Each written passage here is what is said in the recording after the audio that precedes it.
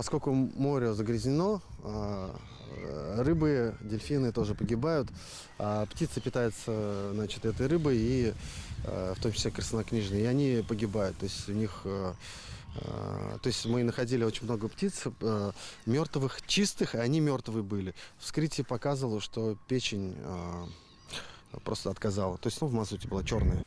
Тонны мазута, прибившего на берега, и действительно Черное море. Рамиль – независимый волонтер из Казани. Он не состоит в волонтерских организациях, просто увидел, что требуются люди, и поехал. Это была моя инициатива еще до Нового года.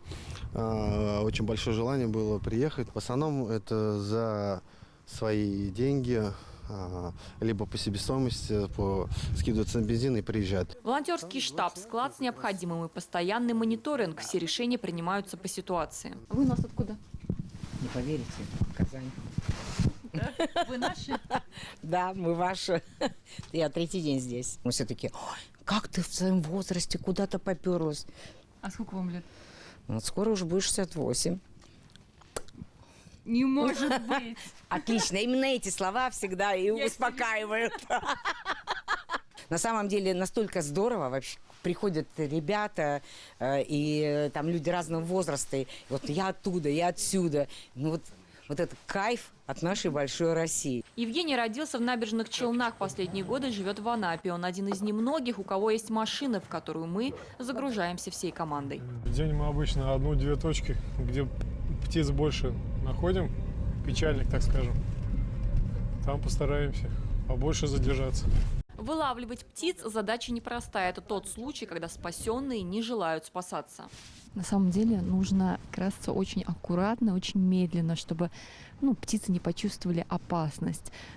Кроме того, волонтеры мне подсказали, что нужно иметь неприметную одежду, желательно темного цвета. Это уже пункт приема спасенных птиц Витязева. Здесь их лечат, отмывают от мазута и готовят к отправке в центре реабилитации. Обрабатываем нос, клюв и глаза, даем сорбенты.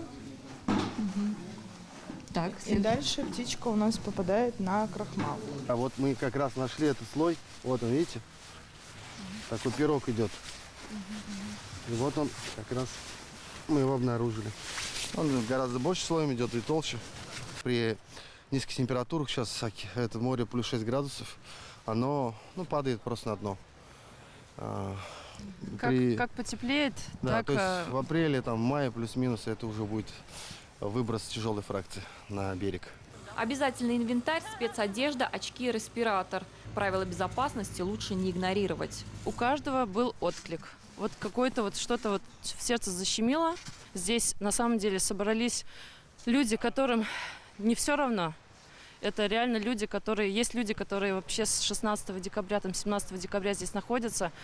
И люди с большими сердцами. Волонтеры призывают не проходить мимо. Зарегистрироваться можно на сайте Добро или обратиться к героям нашего репортажа лично. Они еще остаются здесь, хоть и с теплой мыслью о доме.